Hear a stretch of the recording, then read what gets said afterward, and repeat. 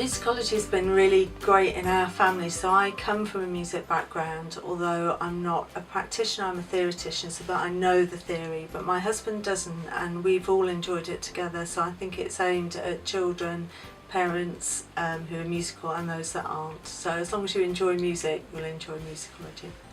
Well, it's sort of like song after song after song. It's sort of teaching you to do piano or violin or any other type of instrument.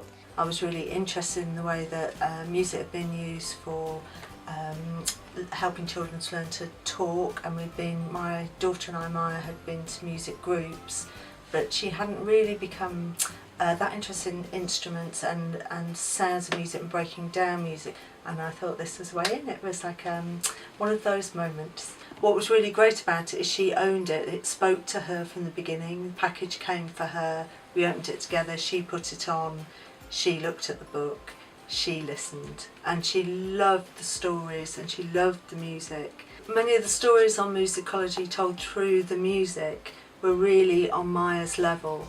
So the kind of music that she had been listening to were lullabies, and she'd really got bored of that quite quickly, and she likes all kinds of music, but this was teaching her something at the same time, and she would get really hooked on particular songs, and that was the first time she'd learned to find the repeat button on the CD player, so we would listen to songs for hours at a time, and she would move around and dance to it. She also brought her friends in and showed them Moosicology and played them some of the tracks and would tell them bits about it and teach them. So there was lots of peer learning with Moosicology that was great.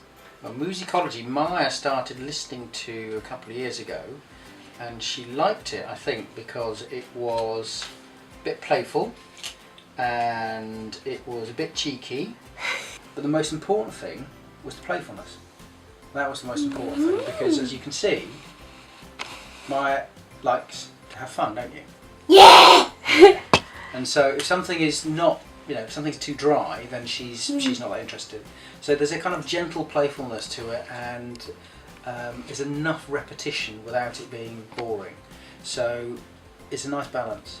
She really understood what was being taught to her while she was having enjoyment with it, and when she had her first piano lessons, she would show her teacher what she'd learned through Moosicology, and one of the things that he had told her is that he'd not met a child that was so advanced in understanding crotchets and quavers and musical construction. So she said, "I have learned through Moosicology."